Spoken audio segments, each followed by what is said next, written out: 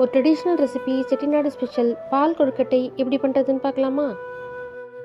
2 cup அரிசி மாவு, கொஞ்சமாக உப்பு, சூடான தண்ணி ஊற்றி நல்லா கலந்துக்கலாம்.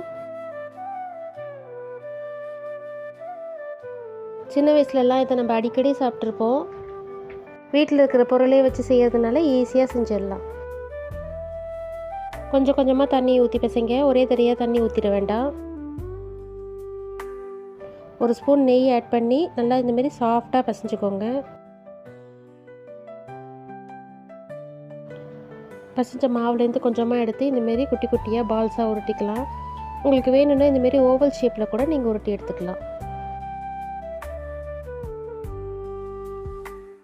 ஒரு 3 கப் தண்ணியை கொதிக்க வச்சுருக்கேன். அதை இந்த பால்ஸ் எல்லாம் ஆட் பண்ணிக்கலாம். நல்லா வேகட்டும்.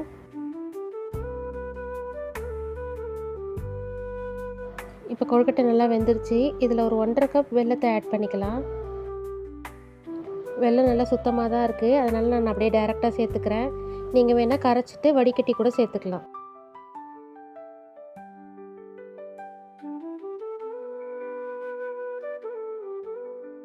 வெல்லம் நல்லா கரைஞ்சதும் நான் 2 கப்பு திக்கான தேங்காய் பால் எடுத்து வச்சுருக்கேன். அதை இதில் ஆட் பண்ணிக்கிறேன். தேங்காய் பால் ஆட் பண்ணி ரொம்ப நேரம் கொதிக்க வேணாம், ஒரு கொதி வந்தால் போதும். வாசனைக்கு கொஞ்சமாக ஏலக்காய் தூள் சேர்த்துக்கலாம். அவ்வளோதாங்க, பால் கொழுக்கட்டை ரெடி ஆகிடுச்சு. அப்படியே சுட சுட சர்வ் பண்ணிவிடுங்க. கண்டிப்பாக ட்ரை பண்ணி பாருங்கள். இதுமாரி குக்கிங் வீடியோஸ்க்கு என்னோடய சேனலை சப்ஸ்கிரைப் பண்ணிக்கோங்க. தேங்க்ஸ் ஃபார் வாட்சிங்.